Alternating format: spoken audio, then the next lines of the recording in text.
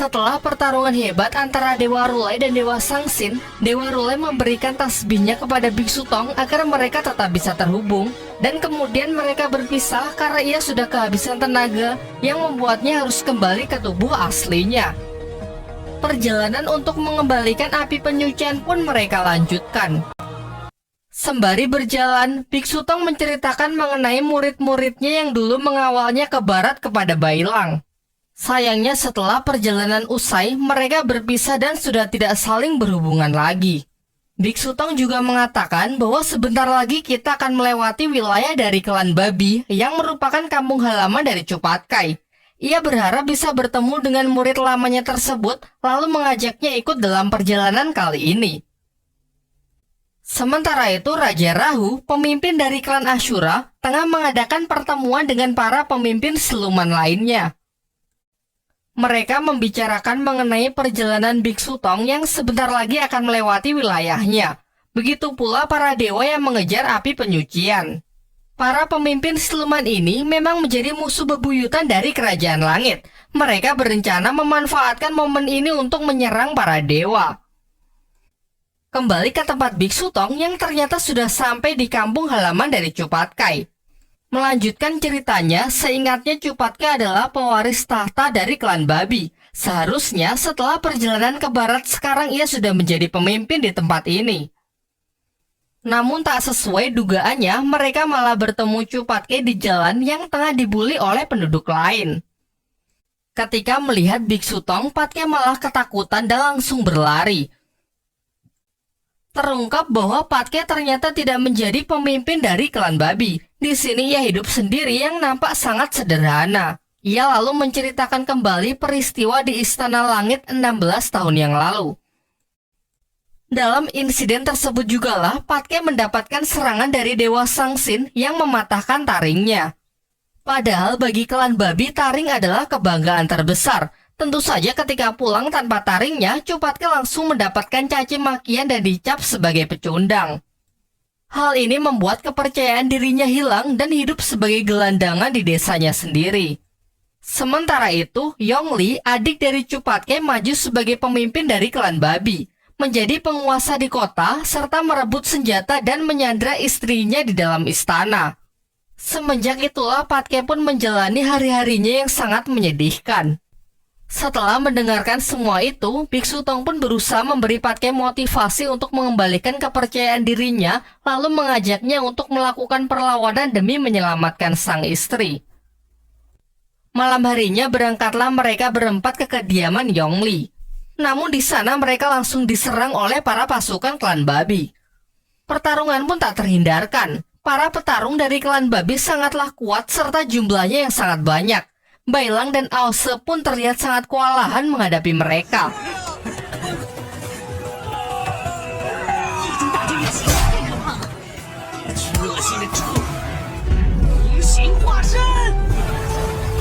Ditambah lagi, Yongli juga memiliki kekuatan yang sangat luar biasa kuat. Ia menyerap energi alam yang membuat kekuatannya meningkat berkali-kali lipat. Bahkan Aose dengan kekuatan naganya sama sekali tidak punya kesempatan untuk bisa menang.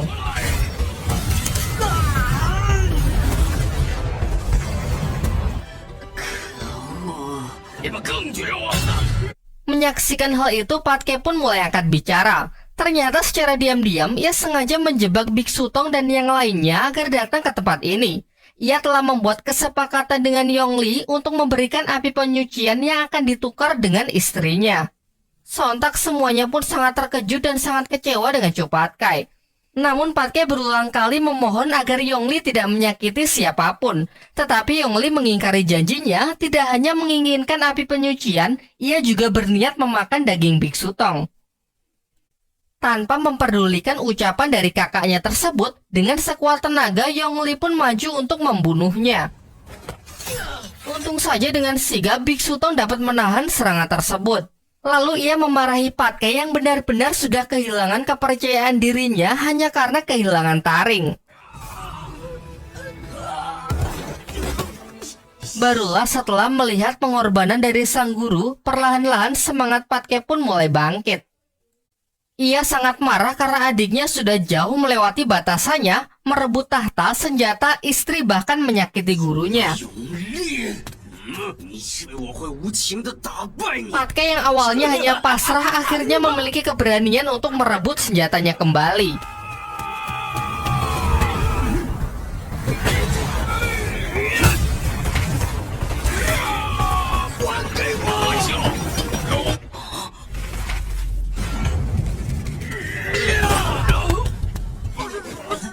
Ternyata selama ini Patke yang selalu menganggap rendah dirinya sendiri karena taringnya yang tak pernah tumbuh, kini menyadari bahwa ketidakpercayaan dirinya lah yang menghambat taringnya untuk tumbuh kembali. Berkat motivasi yang diberikan oleh Biksu Tong, Patke pun mendapatkan kepercayaan dirinya, lalu menyerap energi alam untuk memasuki wujud terkuat dan berhasil menumbuhkan taring yang menjadi kebanggaannya. Akhirnya Patke pun memiliki keberanian untuk menantang Yongli bertarung 1 lawan 1. Dan dengan kekuatannya sekarang ia pun berhasil mengalahkan adiknya tersebut.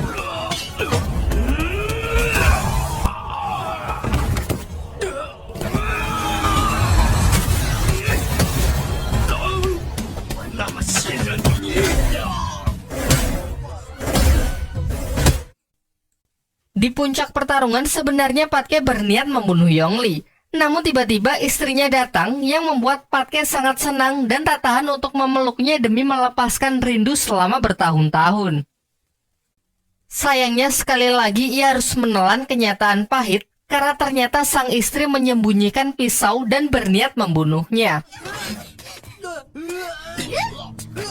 Dari sini pun terungkap bahwa sang istri sebenarnya tidak benar-benar disandra. Sedari awal ia sudah berselingkuh dengan Yongli karena tak tahan dengan sikap Patke yang menurutnya kekanak-kanakan, egois, dan sangat menyebalkan.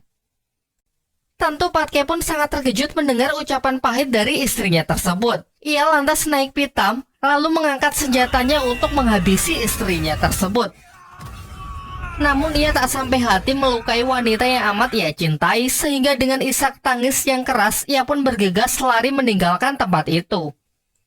Keesokan harinya, Patke pun curhat kepada Biksu Tong mengenai keresahan hatinya. Ia merasa kalau ia ini adalah orang yang benar-benar bodoh.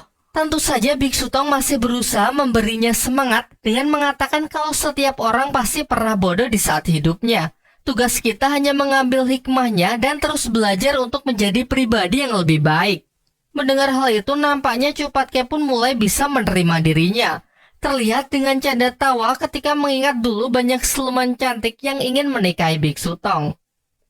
Singkatnya, Biksu Tong pun bertanya sekali lagi apakah Patke bersedia ikut dalam perjalanan kali ini. Patke pun bersedia, namun ia memintanya menunggu sejenak karena ada urusan yang masih belum ia selesaikan. Ternyata ia datang menemui adik dan istrinya. Akan tetapi kali ini Patke sudah bisa menerima hal tersebut. Ia justru mendoakan mereka agar bisa harmonis dan selalu hidup bahagia. Tetapi sebelum pergi, Patke meminta agar diizinkan memeluk sang istri untuk terakhir kalinya.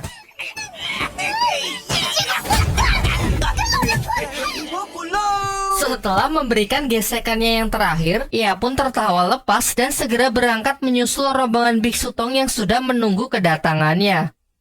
Sementara itu di sebuah taman kerajaan langit terlihat Kaisar Langit yang sangat kesal setelah tahu kalau Dewa Rulai masih hidup.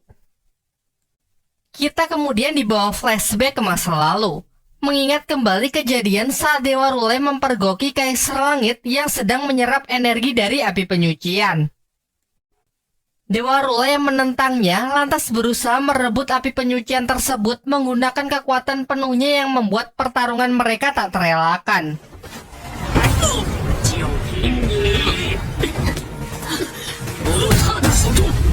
Ia pun bertekad untuk menegakkan kebenaran meskipun nyawanya menjadi taruhan.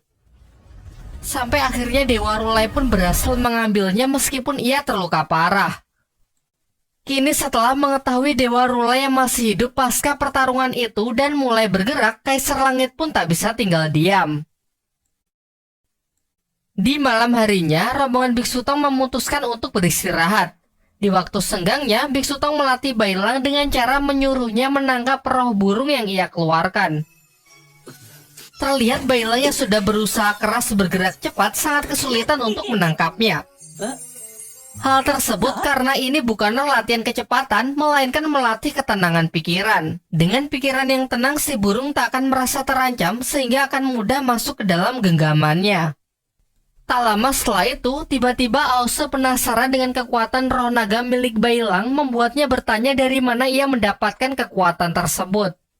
Bailang lalu mengatakan bahwa ia memperolehnya dari orang suku naga yang bernama Yuzong, yang merupakan putra dari salah satu raja naga.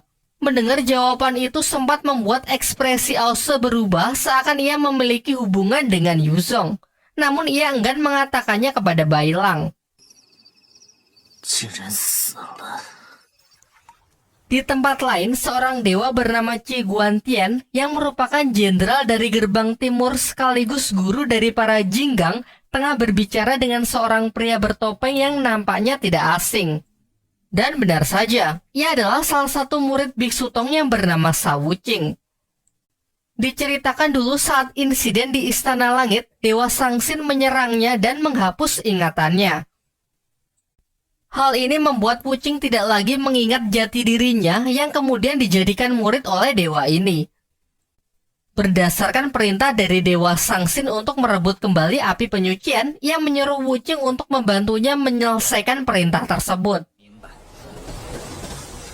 Kembali ke tempat Biksu Tong yang melanjutkan perjalanannya. Di bawah teriknya panasnya gurun pasir, mereka kehabisan air minum. Mereka pun memutuskan mengikuti Ause yang memiliki kemampuan indera sangat tajam untuk mendeteksi sumber air. Namun tiba-tiba hal aneh pun mulai terjadi. Dan benar saja, ternyata Wuqing sudah berada di sana dengan jurus ilusi untuk menjebak mereka. Singkatnya, Biksu Tong dan yang lainnya pun sadar kalau mereka telah masuk ke dalam sebuah ilusi. Lantas mereka sepakat untuk berpencar demi menemukan pengguna dari jurus ilusi tersebut. Namun ilusi ini nampaknya sangat kuat. Setelah berjalan cukup lama, mereka sama sekali tak menemukan dalangnya. Sementara itu ternyata ilusi ini dapat mempengaruhi pikiran seseorang untuk membangkitkan sifat jahatnya. Hal ini membuat Cupatke dan Ause beradu mulut, saling memaki dan berujung perkelahian. Sama halnya dengan Biksu Tong yang juga termakan ilusi tersebut, berusaha membujuk Bailang untuk menyerahkan api penyucian kepada dirinya. Untung saja setelah melihat cahaya dari api penyucian, ia pun berhasil lepas dari pengaruh ilusi. Sampai akhirnya Wuqing pun menampakkan dirinya karena sebenarnya ilusi itu juga tidak bisa bertahan lama. Ia memutuskan menggunakan rencana kedua, yaitu menggunakan serangan fisik untuk merebut api penyucian tersebut. Terlihat Bailang yang sangat kesulitan menghadapinya karena kemampuan Wuqing yang bisa mengubah tubuhnya menjadi pasir membuatnya tak bisa disentuh. Ditambah lagi karena kekuatan dasarnya adalah pengendali pasir, jelas ia sangat diuntungkan bertarung di gurun seperti ini.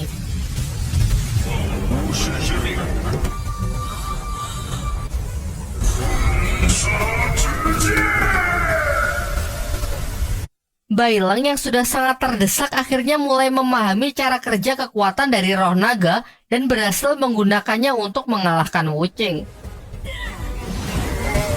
Tubuh fisiknya pun hancur, menyisakan topeng yang kemudian disegel oleh Biksu Tong ke dalam sebuah kantong. Dengan ini perlahan ilusi pun mulai menghilang sehingga Patke dan Ause pun berhenti bertarung. Setelah itu Biksu Tong pun mulai merapalkan sebuah mantra untuk berusaha membuka kembali ingatan dari Wuqing. Proses ini memakan waktu cukup lama sehingga ia sama sekali tak bisa diganggu. Sayangnya Jenderal Timur tiba-tiba muncul yang memang sudah menunggu momen tersebut. Ia lantas memerintahkan anggota Jinggang yang ia bawa untuk menyerang Biksu Tong. Majulah Patke, Bailang dan Ause untuk menghadapi mereka.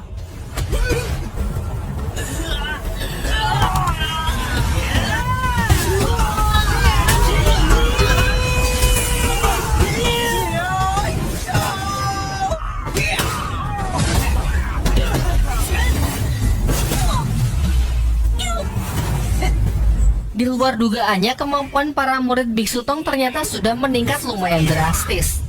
Mereka nampak dengan mudah mengalahkan para anggota Jinggang tersebut sehingga tak ada pilihan lain. Jenderal Timur pun berniat menyelesaikan tugas ini dengan tangannya sendiri. Tidak hanya perubahan fisik yang menjadi kemerahan, kekuatan dibarengi kecepatannya juga meningkat secara signifikan. Hal ini membuat Bailang sama sekali tak punya peluang untuk menang. Begitu pula Ause dengan serangan terkuatnya tak mampu menembus pertahanan dari sang dewa. Serangan kejut dari Patke pun juga dapat ditangani dengan sangat mudah. Di waktu yang bersamaan, Biksu Tong pun berusaha keras untuk menyadarkan dan mengembalikan ingatan dari Wuqing. Diperlihatkan Wuqing yang terjebak di dalam alam bawah sadarnya merasa kalau ia sudah tertidur sangat lama. Ia pun segera berlari mencari jalan keluar karena mendengar suara yang tak asing yang terus memanggil namanya. Sayangnya Biksu Tong sudah kehabisan waktu karena Jenderal Timur dengan cepat bergerak ke arahnya dan melepaskan serangan yang sangat kuat. Akibatnya proses itu pun gagal dan Wuqing kembali bebas di bawah perintah dari Jenderal Timur. Berniat menyelesaikan tugasnya, ia pun langsung menyerang Biksu Tong dengan menusukkan sebuah pedang tepat ke dadanya. Namun ternyata kita dikejutkan dengan Biksu Tong yang masih sehat walafiat karena apa yang Jenderal Timur baru saja lihat hanyalah sebuah ilusi. Terungkap bahwa ternyata Biksu Tong bisa menyelesaikan tugasnya lebih awal, sehingga Wuqing yang telah mendapatkan ingatannya kembali kini menjadi berpihak kepadanya. Pertarungan pun kembali terjadi. Giliran Wuqing berhadapan Baiwan dengan Jenderal Timur. Walaupun ia diuntungkan bertarung di tempat berpasir, nampaknya Jenderal Timur masih belum mampu ia kalahkan.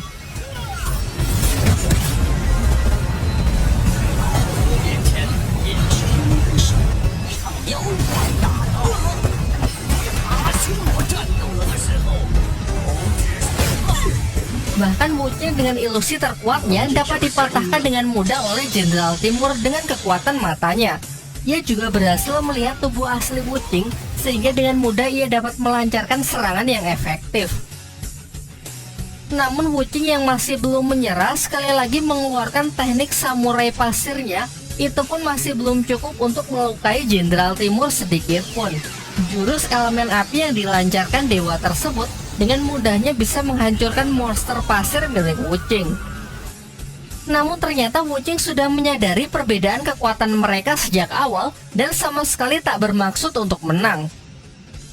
Benar saja, di sisi lain terlihat Ause, Patke dan Bailang yang menyandera para Jinggang yang sudah tak berdaya. Tujuan Wuqing hanya untuk mengulur waktu dan mengalihkan perhatian dari Jenderal Timur saja.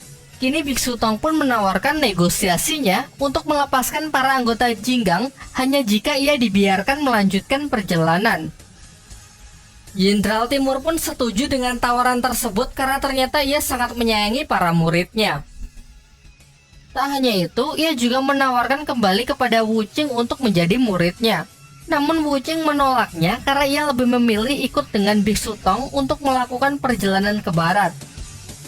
Sebelum pergi, ia pun memberikan penghormatan terakhirnya dan berterima kasih atas didikannya selama 16 tahun ini. Setelah kembalinya para dewa ke langit, mereka pun sepakat untuk melanjutkan perjalanannya. Di tengah perjalanan, Wuqing pun mengungkapkan rahasia langit mengenai jiwa Sun Wukong yang ternyata masih hidup. Meskipun tubuhnya sudah dihancurkan, namun para dewa menyegel jiwanya jauh di dalam samudra. Seharusnya jika jiwanya dilepas, maka Sun Wukong bisa terlahir kembali.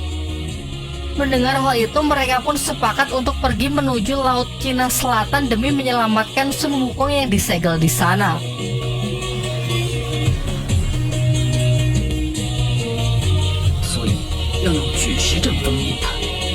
Lanjut ke bagian 4. Sabar bro,